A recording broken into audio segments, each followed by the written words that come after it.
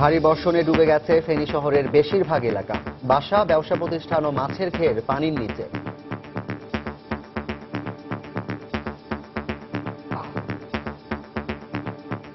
আমার দোকানে 8 সমান পানি, আমার ব্যবসা বাণিজ্য সব শেষ। আজকে আমাদের লক্ষ লক্ষ টাকার মাছ এবং ব্যবসা বাণিজ্য সম্পূর্ণ তলায় গেছে। শহরের বড় বড় যে পানি নিষ্কাশনের যে খালগুলা, এগুলা বেদখল হয়ে গেছে। চট্টগ্রাম সহ দেশের কয়েকটি স্থানের নিম্নাঞ্চল প্লাবিত। জলাবদ্ধতায় মানবেতর জীবনযাপন করছেন ডিএনডি বাঁধের হাজার হাজার মানুষ। বন্ধ কলকারখানাও।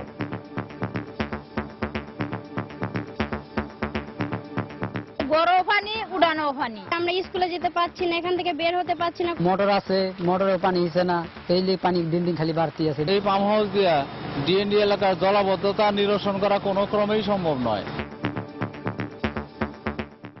দেখছিলেন প্রধান শিরোনাম। দুপুরের সময় সঙ্গে আছে আমি আসাদ আজিম এবং আমি জাফর সাদিক। এবারে অন্যান্য শীর্ষ সংবাদ। ছাত্রলীগকে আদর্শিক সংগঠন হিসেবে দেশের মানুষের সেবায় এগিয়ে আসতে বললেন প্রধানমন্ত্রী। সোহরাওয়ার্দী উদ্যানে কেন্দ্রীয় সম্মেলনের উদ্বোধন। ভোটার তালিকা হালনাগাদ কর্মসূচি উদ্বোধন করলেন সিএসসি। 3 ধাপে দেশের 514টি উপজেলায় আগামী বছরের 10 ফেব্রুয়ারি পর্যন্ত চলবে এই নিবন্ধন।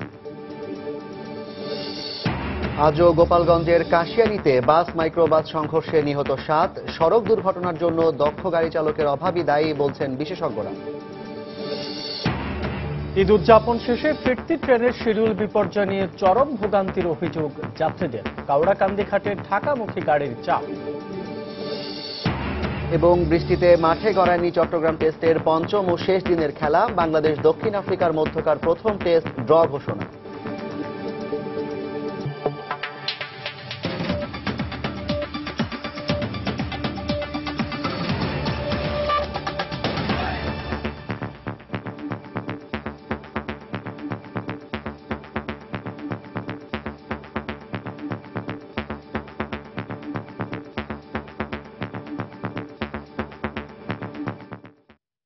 গত দুদিনের ভারী বর্ষণে ফেনী শহরের অধিকাংশ এলাকায় জলাবদ্ধতা সৃষ্টি হয়েছে।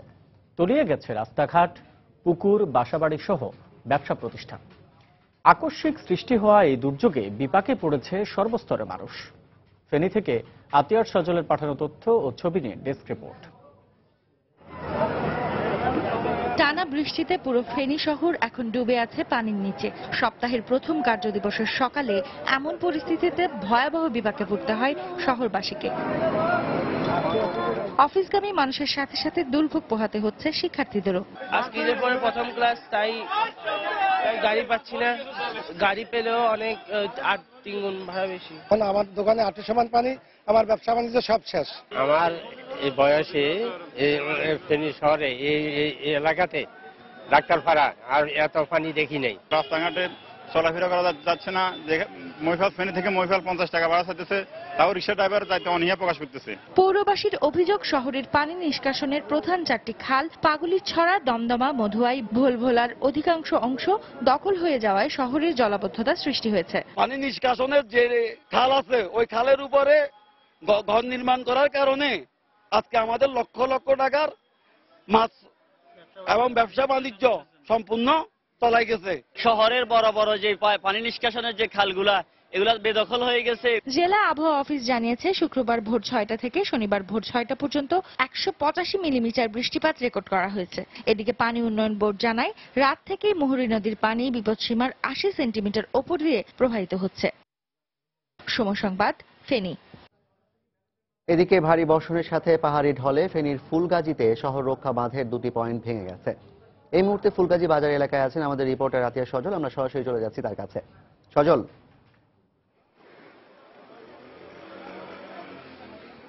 জাফর, আপনাকে জানিয়ে রাখি যে ফেনীর যে মুহুরী নদী রয়েছে, সেই মুহুরী নদীর ফুলগাজী উপজেলার উভয় পাশে যে 7 কিলোমিটারের মতো বন্যা নিয়ন্ত্রণ বাঁধ রয়েছে, সেই বন্যা নিয়ন্ত্রণ বাঁধের ফেনীর যে উত্তর দৌলতপুর এবং দক্ষিণ দৌলতপুরের দুটি জায়গায় প্রায় 30 সেন্টিমিটারের যে ভাঙন সৃষ্টি হয়েছে, সেই ভাঙন সৃষ্টি হয়ে পানি প্রবাহিত হয় ভারত থেকে যে নেমে আসা পাহাড়ি ঢল। সেই পাহাড়ি ঢলে এই দুটি জায়গা স্থান থেকে পাহাড়ি ঢলে গ্রাম 4-5টি গ্রামকে প্লাবিত করে দিয়েছে। এবং এখানে আপনারা দেখতে পাচ্ছেন আমি এখন রয়েছি ফুলগাজী যে প্রধান যে শহর, যে উপজেলা শহর, সেই উপজেলা শহরের ফুলগাজী বাজারে রয়েছি। সেই বাজারে প্রায় 5 শতাধিক দোকানের প্রত্যেকটি দোকানে তলিয়ে গিয়েছে। ব্যবসা বাণিজ্য থেকে শুরু করে সমস্ত কিছু বিপর্যস্ত একটা অবস্থায় রয়েছে। মানুষের স্বাভাবিক জীবনযাত্রা অনেকটা ব্যাহত হচ্ছে। সবচেয়ে ক্ষতিগ্রস্ত হয়েছে এই 4-5টি গ্রামের কয়েক শত শত পুকুর এবং যেখানে মৎস্য প্রকল্পগুলো রয়েছে সেই মৎস্য প্রকল্প থেকে মাছ বেরিয়ে গেছে। আমরা কথা বলেছিলাম ফেনীর পানি উন্নয়ন বোর্ডের নির্বাহী প্রকৌশলী রমজান আলীর সাথে। তিনি আমাদেরকে জানিয়েছেন যে এই দুটি স্থানে বাঁধ ভেঙে যাওয়ার কারণে এই প্রায় 5-6টি গ্রামের প্রায় 10,000-এর মতো জনসংখ্যা লোক এবং 2 শতাধিক পরিবার ক্ষতিগ্রস্ত, পানির জলাবদ্ধতা সৃষ্টিতে যে ক্ষতিগ্রস্ত শিকার হয়েছে। এবং তারা জানিয়েছেন যে এই বৃষ্টি শুরুর আগে এই 7 কিলোমিটার বাঁধের নদীর উভয় পাশে 18টি স্থানকে ঝুঁকিপূর্ণ হিসাবে চিহ্নিত করেছিল, কিন্তু সেই 18টি স্থান চিহ্নিত করে মেরামত করেছিল। ওই কোনো স্থান থেকে 18টি স্থানের কোনো জায়গা থেকে কোনো সমস্যা হয়নি। যে এই 2টি স্থান থেকে মেরামত ভাঙনের সৃষ্টি হয়েছে সেটা ঝুঁকিপূর্ণ ছিল না।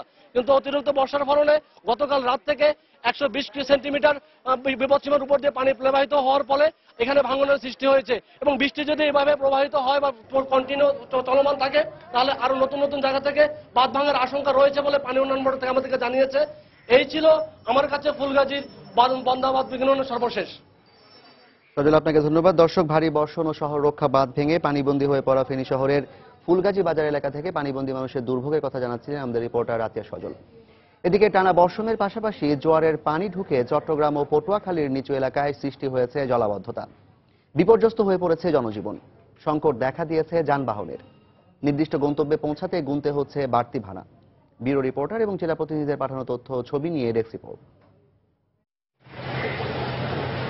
বৃষ্টির পানি জমে বন্দরনগরী চট্টগ্রামে নেমে এসেছে স্থবিরতা। ব্যবসা প্রতিষ্ঠান থেকে শুরু করে স্কুল, কলেজ, এমনকি আবাসিক এলাকায় পানি ঢুকে পড়ায় ব্যাহত হচ্ছে দৈনন্দিন কাজ। এমনকি রান্নাঘরে পানি ঢোকায় খাবারের ব্যবস্থা করতেও হিমশিম খাচ্ছে মানুষ।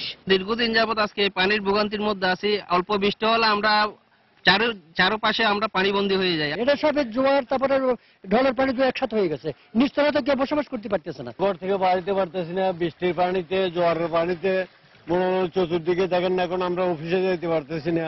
এদিকে দীর্ঘদিন যাবৎ সামান্য বৃষ্টিতেই নগরীতে জলাবদ্ধতা সৃষ্টি হওয়ায় ক্ষোভ প্রকাশ করেছেন সাধারণ মানুষ। জলাবদ্ধতা নিরসনে প্রশাসনকে কার্যকর ভূমিকা নেওয়ার দাবি স্থানীয়দের। পানির সমস্যা তো আজকে 8-10 বছর যাবত আমরা তো সিরিয়াস অবস্থায় আছি। এখানে এমন এক পরিস্থিতিতে কর্তৃপক্ষ কোন রকমের নজর দিচ্ছে না। যে রাস্তা উঁচু না করে যদি খাল খননটা করতো, কন্টিনিউ করতো, আমার ধারণা সবচেয়ে পানিটা আরো এরকম হতো না। এদিকে পটুয়াখালীতেও কয়েকদিনের টানা বৃষ্টিতে শহরের অধিকাংশ রাস্তাঘাট তলিয়ে গেছে। এছাড়া বাসাবাড়ি ও ব্যবসা প্রতিষ্ঠানে জোয়ারের পানি ঢুকে সৃষ্টি হয়েছে জলাবদ্ধতা। এদিকে জলাবদ্ধতার কারণে লোকজন ঘর থেকে বের হতে পারছে না। বিপাকে পড়েছে খেটে খাওয়া মানুষ। শনিবার সকাল থেকে 9টা পর্যন্ত 102 মিলিমিটার বৃষ্টিপাত রেকর্ড করা হয়েছে। জাহান, সময় সংবাদ। জলাবদ্ধতার কারণে মানবেতর জীবন যাপন করছেন নারায়ণগঞ্জের ডিএনডি বাঁধের ভেতরে হাজার হাজার মানুষ। বন্ধ রয়েছে বেশ কয়েকটি কলকারখানা। গত কয়েকদিনের বৃষ্টিতে তলিয়ে গেছে রাস্তাঘাট, বাড়িঘর ও কলকারখানা। পানির চাপের তুলনায় নিষ্কাশনের ক্ষমতা কম হওয়ায় নিজেদের অসহায়ত্বের কথা জানালেন ডিএনডি পাম্প কর্তৃপক্ষ। অন্যদিকে সমস্যা সমাধানে শিগগিরই কার্যকরী পদক্ষেপের আশ্বাস দিল জেলা প্রশাসন। রাশেদ লিমনের রিপোর্ট। খাল কিংবা পুকুরে নয়, হাঁসগুলো সাঁতার কাটছে নারায়ণগঞ্জের অলিগলিতে। বর্ষা মৌসুমে এলে ডিএনডি বাঁধের ভেতরের জলাবদ্ধতার এমন দৃশ্য গত কয়েক বছরের নিয়মিত চিত্র। কয়েকদিনের টানা বৃষ্টিতে ঘরের ভিতরে হাঁটু পানি। পানিবন্দী মানুষগুলোর দিন কাটছে চরম দুর্ভোগে, আর রাত হলেই যোগ হয় বাড়তি আতঙ্ক। রাত হলে তো ডর করে গা, গরম পানি, উড়ানো পানি। আমরা স্কুলে যেতে পারছি না, এখান থেকে বের হতে পারছি না। অনেকগুলো এলাকা তলিয়ে যাওয়ায় বন্ধ করে দেওয়া হয়েছে স্থানীয় কলকারখানা। ব্যাহত হচ্ছে স্বাভাবিক জীবন। সাধারণ মানুষের অভিযোগের তীর ডিএনডি পাম্প কর্তৃপক্ষের দিকে। ডলি করে কেটে গেলে গা পানিটা যাবো, একটা থেকে দুটা নষ্ট অলরেডি, আর দুইটা চলে 1 ঘন্টা চালা পরে বন্ধ করতে হবে। সেকেন্ডে 128 ঘনফুট পানি নির্গমন করতে সক্ষম এমন 4টি পাম্প এবং 5 ঘনফুট পানি নির্গম করতে সক্ষম এমন 26টি পাম্প দিয়ে চলছে ডিএনডি পাম্প প্রকল্প। 1968 সালে প্রতিষ্ঠার পর থেকে এই পর্যন্ত পাম্পটিতে যুক্ত হয়েছে কেবলমাত্র অতিরিক্ত 100 ঘনফুট পানি নির্গমনের ব্যবস্থা। তার উপরে গত প্রায় 50 বছর ধরে চলতে চলতে অনেকটাই কর্মক্ষমতা হারিয়েছে মূল 4টি পাম্প। সেচের জন্য নির্মিত এই পাম্পের সক্ষমতা নিয়ে প্রশ্ন রয়েছে খোদ কর্তৃপক্ষেরই। এই ক্ষমতা সম্পন্ন এই পাম্প হাউস দিয়া ডিএনডি এলাকার জলাবদ্ধতা নিরসন করা কোনো ক্রমেই সম্ভব নয়। এই ক্ষমতা সম্পন্ন আরো 4টি পাম্প হাউস যদি 4 জায়গায় স্থাপন করা হয় তাহলে মোটামুটি জলাবদ্ধতা নিরসন করা সম্ভব। বিষয়টি আমলে নিয়ে এরই মধ্যে কাজ শুরুর কথা জানালেন জেলা প্রশাসক। 2 দিনের ভিতর দিলে উনি কতটা পাম্প কোথা থেকে আনতে হবে এগুলির জন্য উনি অর্থ বরাদ্দ দেবেন এবং এরপরে যতদিন লাগে এই পানিটা সেচে আগে মানুষকে এই জলাবদ্ধতা থেকে মুক্ত করবেন। 8340 হেক্টর ডিএনডি বাঁধ এলাকার নিম্নাঞ্চলের মানুষের এই জলাবদ্ধতা সমস্যার স্থায়ী সমাধানে দীর্ঘমেয়াদী পরিকল্পনা নেওয়া হচ্ছে বলেও জানান তিনি। রাশেদ লিমন, সময় সংবাদ, নারায়ণগঞ্জ। স্বচ্ছ ব্যালটের মাধ্যমে ছাত্রলীগের আগামী নেতৃত্ব নির্বাচনের নির্দেশ দিয়েছেন প্রধানমন্ত্রী শেখ হাসিনা। একই সঙ্গে তিনি দেশ ও জাতির কল্যাণে ভূমিকা রাখতে ছাত্রলীগ কর্মীদের যোগ্য হয়ে ওঠারও আহ্বান জানান।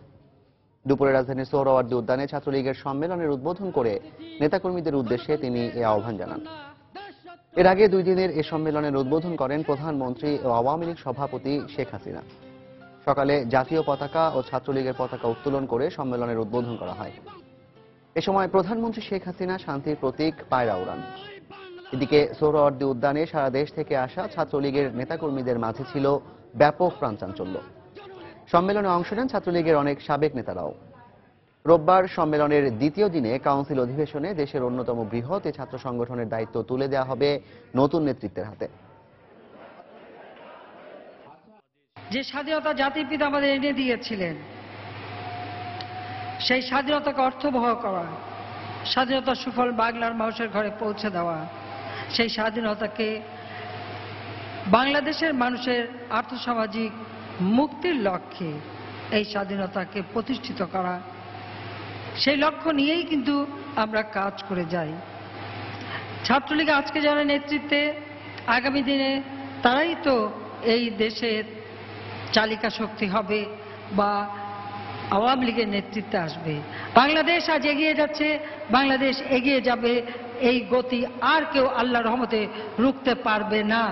বঙ্গবন্ধুর আদর্শের সৈনিকদেরকেও সেইভাবেই নিজেদের প্রস্তুত করতে হবে।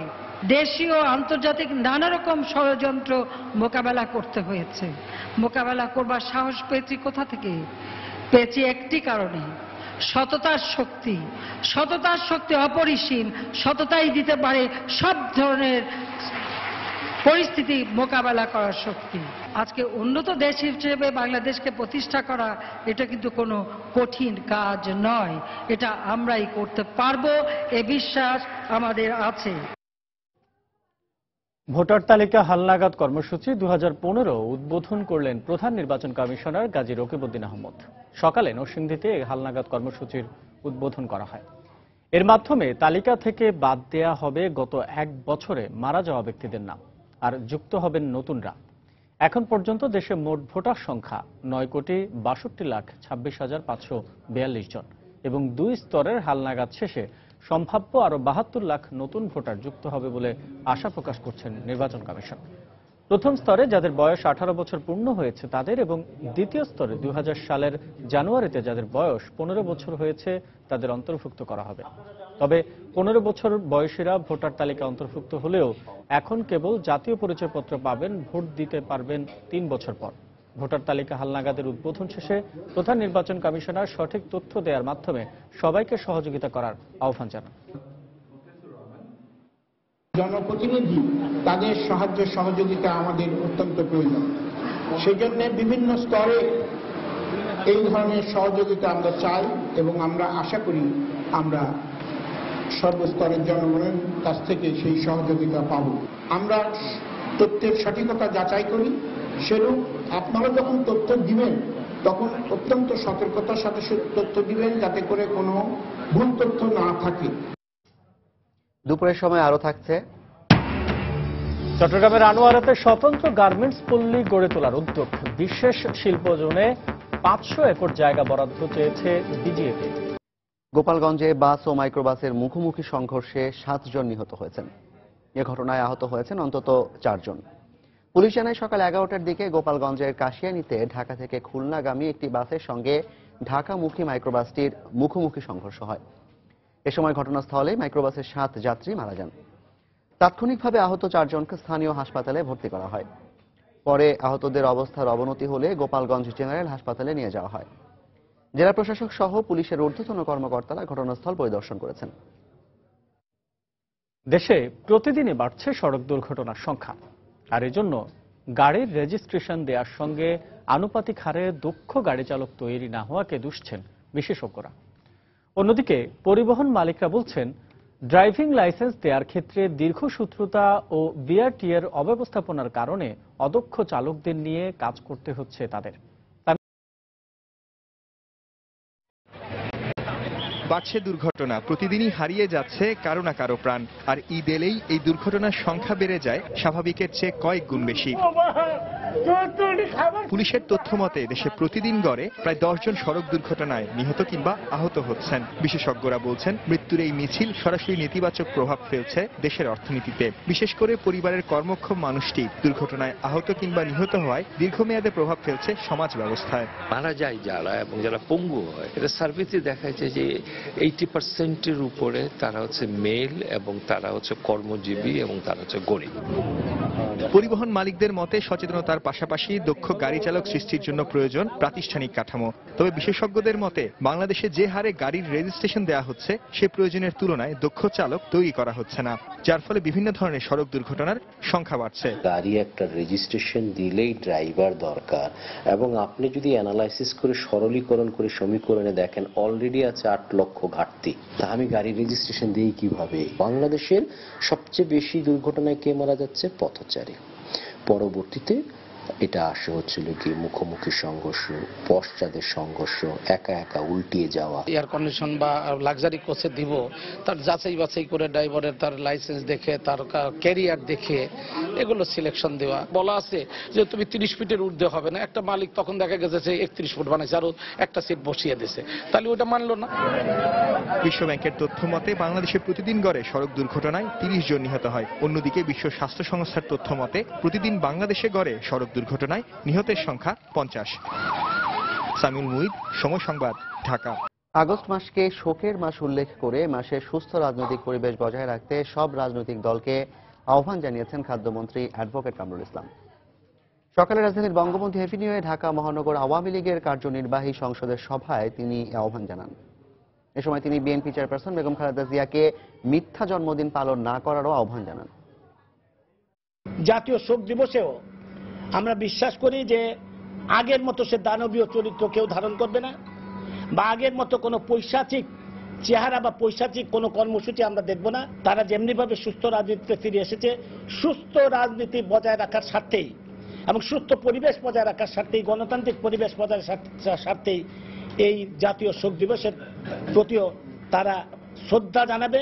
ভারতের মহাত্মা গান্ধী, পাকিস্তানের মোহাম্মদ আলী জিন্নাহ বা সমস্ত দেশগুলোতে যেভাবে জাতির জনকের প্রতি যেভাবে শ্রদ্ধা প্রদর্শন করা হয়, বাংলাদেশেও আমি বিশ্বাস করি সকল রাজনৈতিক দল মুক্তিযুদ্ধের পক্ষের শক্তি বিপক্ষের শক্তির যে বিভাজন, সেই বিভাজন এই শোকের মাসে সমস্ত বিভাজন দূর করে দিয়ে তারা এই দিবসটির প্রতি শ্রদ্ধাবনত চিত্রে তারা শ্রদ্ধা জানাবে।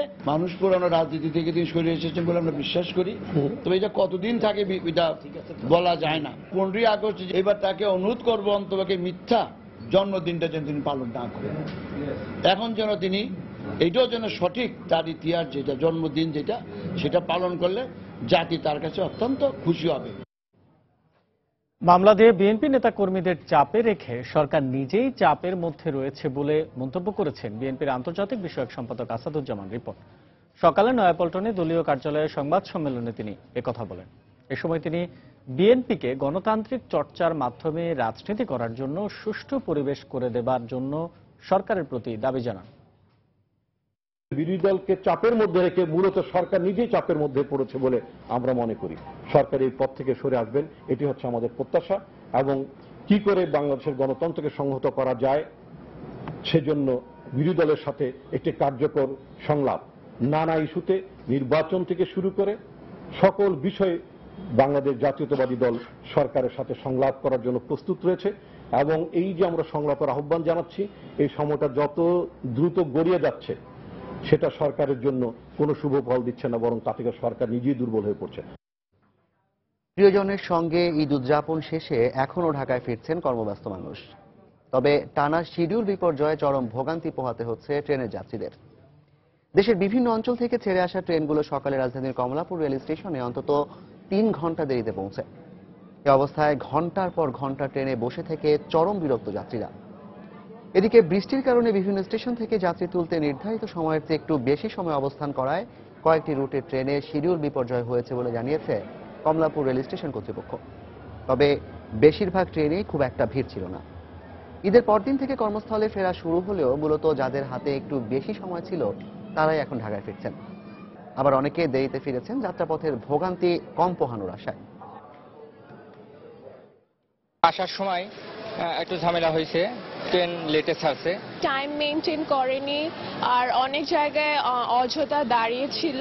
11টার ট্রেন ছাড়তে 3টা বাজে, আসার কথা 6টা বাজে, আসলাম হলো 9টা বাজে, তো অনেক কষ্টে আসলাম। ঈদের ছুটিতে বাসায় গেছিলাম, ভালো কাটলো ঈদ, আর এই তো আজকে থেকে ক্লাস, এই জন্য চলে আসলাম। একটা গাড়ি যাওয়ার সময় যদি স্টপেজ, প্রত্যেক স্টপেজে কিন্তু মাত্র 2 মিনিট স্টপেজ আছে আমাদের যাওয়া, সেই জায়গায় লোকজন উঠা নামায় কিন্তু অনেক টাইম লাগে। আসার সময় প্রত্যেক গাড়িতে কি ভিড়, এক স্টেশনে 10 মিনিটের উপর লাগে। এই টাইমটা কিন্তু আমাদের টাইম টেবল নাই, আর সারা দেশেই কিন্তু বৃষ্টি হচ্ছে, এই কারণে কিছুটা ডিলে হচ্ছে। এদিকে ভোরে রাজধানীর সদরঘাট লঞ্চ টার্মিনালে গিয়ে দেখা গেছে ঢাকায় ফেরা যাত্রীদের চাপ অন্যান্য দিনের চেয়ে বেশি। প্রায় প্রতিটি লঞ্চই অতিরিক্ত যাত্রী নিয়ে টার্মিনালে পৌঁছায়। এরপরও নির্বিঘ্নে ঢাকা ফিরতে পেরে খুশি যাত্রীরা। শিক্ষার্থী ও যারা বাড়তি ছুটি নিতে পেরেছেন তারাই ফিরছেন আজ। নির্বিঘ্নে টার্মিনাল পৌঁছালেও টার্মিনাল থেকে নির্দিষ্ট গন্তব্যে পৌঁছাতে ভোগান্তিতে পড়েন ঢাকায় ফেরা এসব মানুষ।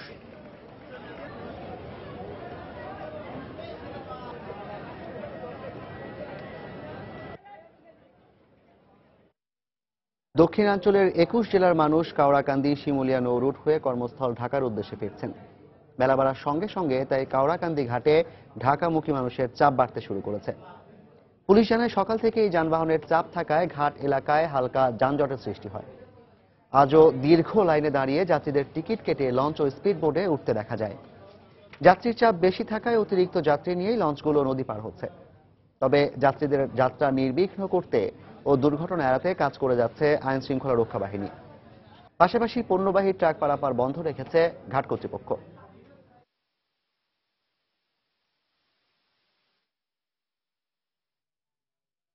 সিলেটে জাফলংয়ে বেড়াতে গিয়ে নদীতে গোসল করতে নেমে নিখোঁজ হওয়া আরও এক কলেজ ছাত্রের লাশ উদ্ধার করা হয়েছে।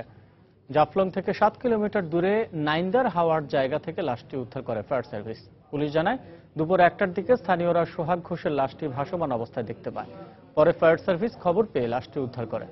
এর আগে গত রাতে একই সাথে নিখোঁজ অপর কলেজ ছাত্র অন্তরের লাশ উদ্ধার করা হয়। রাতেই তার লাশ হস্তান্তর করা হয় পরিবারের কাছে। গত বুধবার জাফলংয়ের পিয়াইন নদীতে সাঁতার কাটতে গিয়ে নিখোঁজ হন ঢাকার ওয়ারির বাসিন্দা অন্ত ও সবুজ। ঘটনার চতুর্থ দিনে প্রায় 14 ঘন্টার ব্যবধানে উদ্ধার করা হলো দুজনের লাশ।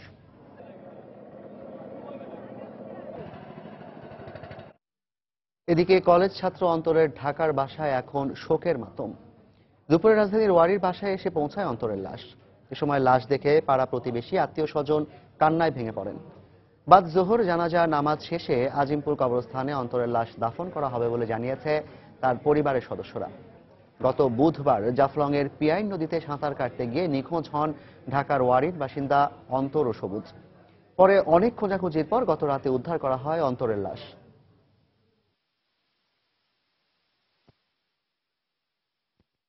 আমার ভাইটা মেডিকেলে পড়ার কথা ইচ্ছা ছিল, আমার আপু মেডিকেলে পড়াইবো, আর কতদিন সময় ছিল মেডিকেলে পড়ার অনেক ইচ্ছা ছিল, আমার অনেক ইচ্ছা করছে পড়াইবো। আমাদের যারা আছে ওরা তো ওর উপরে ডিপেন্ডেন্ট ছিল যে ও একটা কিছু করবে, কারণ ওর প্রতি সবারই একটা আস্থা ছিল যে আস্তে আস্তে এগিয়ে যাচ্ছে। রাজধানীর তোপখানা রোডের একটি আবাসিক হোটেল থেকে 5 অপহরণকারী ও 2 বিকাশ এজেন্টকে আটক করেছে ঢাকা মহানগর গোয়েন্দা পুলিশ। উদ্ধার করা হয়েছে মোহাইমিনুল ইসলাম নামে এক অপহৃত কলেজ ছাত্রকেও। ডিএমপির মিডিয়া সেন্টারে সংবাদ সম্মেলনে গোয়েন্দা পুলিশের যুগ্ম কমিশনার জানান, গত 22 তারিখে আদাবর এলাকা থেকে মোহাইমিনুলকে অপহরণ করে এই চক্র। পরে তাকে তোপখানা রোডের বৈশাখী হোটেলে আটকে রেখে 10 লাখ টাকা মুক্তিপণ দাবি করে। ঘটনাটি গোয়েন্দা পুলিশকে জানালে অভিযানে নামে তারা। এরই ধারাবাহিকতায় আসামিদের আটক করা হয়। পুলিশ জানায়, এই চক্রটি এর আগেও বৈশাখী হোটেল ব্যবহার করে এই ধরনের অপরাধ করেছে।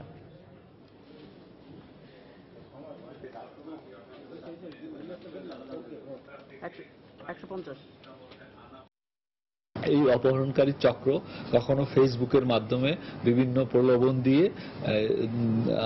বিভিন্ন মানুষকে অপহরণ করে এখানে নিয়ে আসতো, কিংবা এই যে বিক্রয়.com এর কেনা বেচার সুযোগে কখনো কখনো তারা নিজেরাও বিজ্ঞপ্তি দিয়ে বেচার নাম করে ক্রেতাকে ডেকে এনে এই কাজ করত। বিগত কিছুদিন ধরে তারা এই কাজ করছে। তো এই ক্ষেত্রে হোটেলের যে বয় আব্দুল কাদের সেই টাকাটা লেনদেন করত। বন্দরনগরীতে স্বতন্ত্র গার্মেন্টস পল্লী গড়ে তুলতে ব্যর্থ হওয়ার পর এবার চট্টগ্রাম জেলার আনোয়ারাতে এ পল্লী গড়ে তোলার চেষ্টা চালাচ্ছে গার্মেন্টস ব্যবসায়ীদের সংগঠন বিজিএমইএ। এর অংশ হিসেবে আনোয়ারা বিশেষ শিল্প জোনে বিজিএমইএ এর পক্ষ থেকে 500 একর জায়গা বরাদ্দ চাওয়া হয়েছে। এর আগে নগরীতেই সরকারি খাস জায়গা বরাদ্দ চেয়েছিলেন তারা। গার্মেন্টস পল্লী নিয়ে কমলদের ধারাবাহিক প্রতিবেদনের আজ দেখুন দ্বিতীয় ও শেষ পর্ব।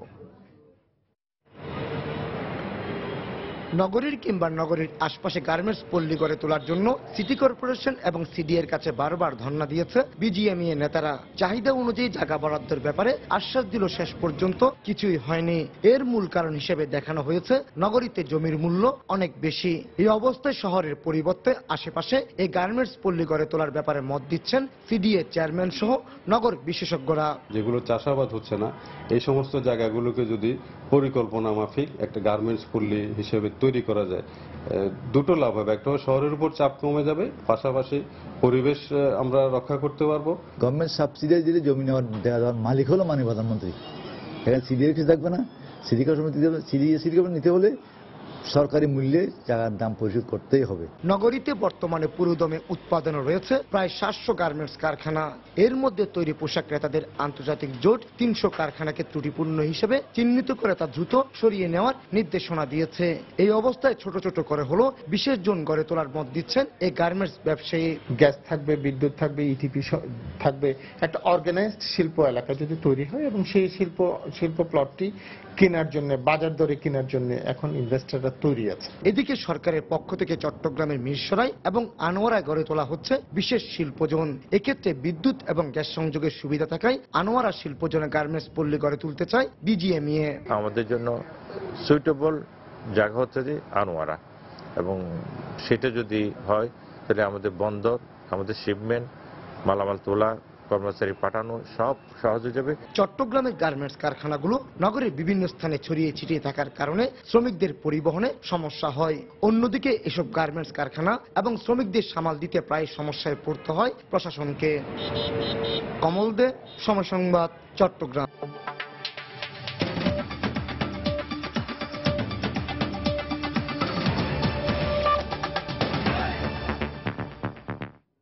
ইয়েমেনে হাউথি বিদ্রোহীদের বিরুদ্ধে সৌদি বিমান হামলা শুরুর পর এ পর্যন্ত 365 শিশু নিহত হয়েছে বলে জানিয়েছে ইউনিসেফ। এদিকে ইয়েমেনের তাইজে সৌদি নেতৃত্বাধীন জোটের বিমান হামলায় মৃতের সংখ্যা বেড়ে 55 জনে দাঁড়িয়েছে। এরই মধ্যে রাজধানী সানায় সৌদি বিমান হামলার বিরুদ্ধে বিক্ষোভ করেছে হাউথিরা। সুইজারল্যান্ডের জেনেভায় জাতিসংঘ কার্যালয়ে অনুষ্ঠিত এক সংবাদ সম্মেলনে ইউনিসেফের মুখপাত্র ক্রিস্তফ বোলিয়েরেক জানান, 26 মার্চ থেকে শুরু হওয়া সৌদি বিমান হামলায় আহত হয়েছে প্রায় 500 ইয়েমেনি শিশু। এছাড়া যুদ্ধ ও সংঘাতের কারণে প্রায় 3500-এরও বেশি স্কুল বন্ধ করে দেওয়া হয়েছে বলেও জানান তিনি। এরই মধ্যে শুক্রবার রাতে ইয়েমেনের সীমান্তবর্তী জিজান এবং ধাহরানের সৌদি সামরিক বাহিনীর ঘাঁটিতে হামলা চালিয়েছে হাউথি বাহিনী। তবে এতে হতাহতের কোনো খবর পাওয়া যায়নি। এদিকে ইয়েমেনের রাজধানী সানায় সৌদি জোটের বিমান হামলার বিরুদ্ধে বিক্ষোভ ও পদযাত্রা করেছে হাজার হাজার হাউথি। এ সময় তারা অস্ত্র হাতে সৌদি বিরোধী বিভিন্ন স্লোগান দেয়।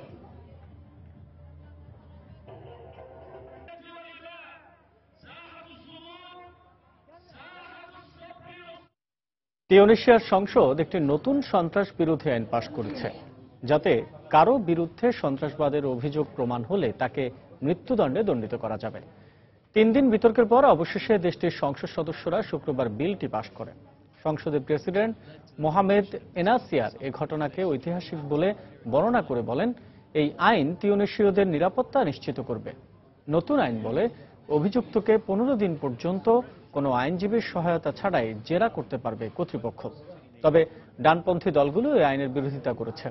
দেশটিতে গেল মার্চে বার্দো জাদুঘরে হামলায় 21 পর্যটক নিহত ও 28 জুন সুস সমুদ্র সৈকতে জঙ্গি হামলা 38 জন নিহত হয়। দুটি ঘটনাতে নিহতরা বেশিরভাগই বিদেশি নাগরিক।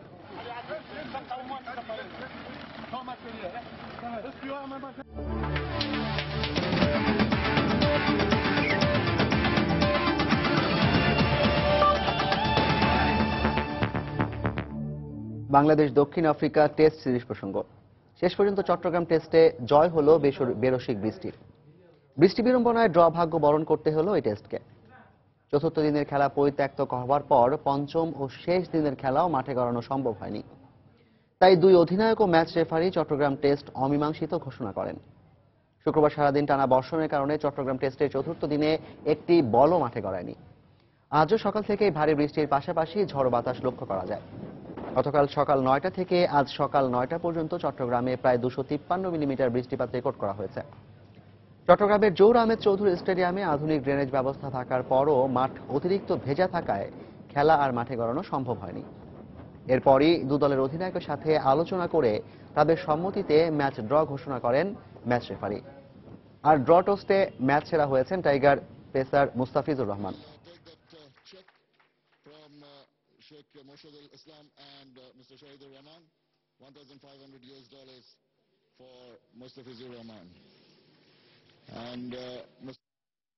স্পেশাল অলিম্পিকের খবর। আজ থেকে শুরু হচ্ছে ক্রীড়া বিশ্বের অন্যতম বড় আসর স্পেশাল অলিম্পিক।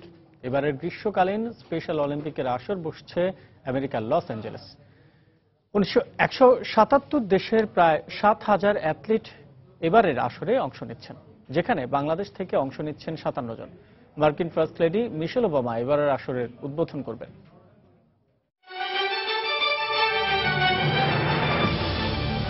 খেলাধুলার অধিকার এ বিশ্বের সবার আছে, নিখাত বিনোদন কিংবা দেশের প্রতিনিধিত্ব করা। তাই 1968 সালে সাবেক প্রেসিডেন্ট জন এফ কেনেডির বোন কেনেডি সাইভরারের হাত ধরে স্পেশাল অলিম্পিকের যাত্রা শুরু হয় যুক্তরাষ্ট্রে, যে আসর শুধুই প্রতিবন্ধী অ্যাথলিটদের ক্রীড়া নৈপুণ্য দেখানোর।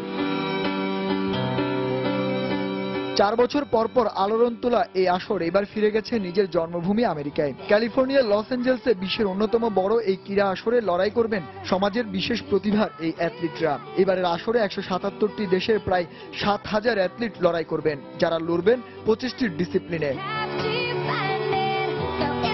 16 বছর পর আমেরিকায় সামার স্পেশাল অলিম্পিক গেমসের আসর বসবে লস অ্যাঞ্জেলেসে, যেখানে অংশ নেওয়া দেশগুলোর অ্যাথলিট ও প্রতিনিধিদের থাকার ব্যবস্থা করা হয়েছে। এবারের বিশ্ব গেমসে সবচেয়ে বড় দল স্বাগতিকদের, 481 জনের বহর থাকছে আমেরিকার। সবচেয়ে কম 8 বছর বয়সী ম্যাকাওর অ্যাথলেট হুই কিং তাং এবং সবচেয়ে বেশি 71 বছর বয়সে গেমসে অংশ নিচ্ছেন আয়ারল্যান্ডের অ্যাথলিট প্যাট্রিক রাদারফোর্ড।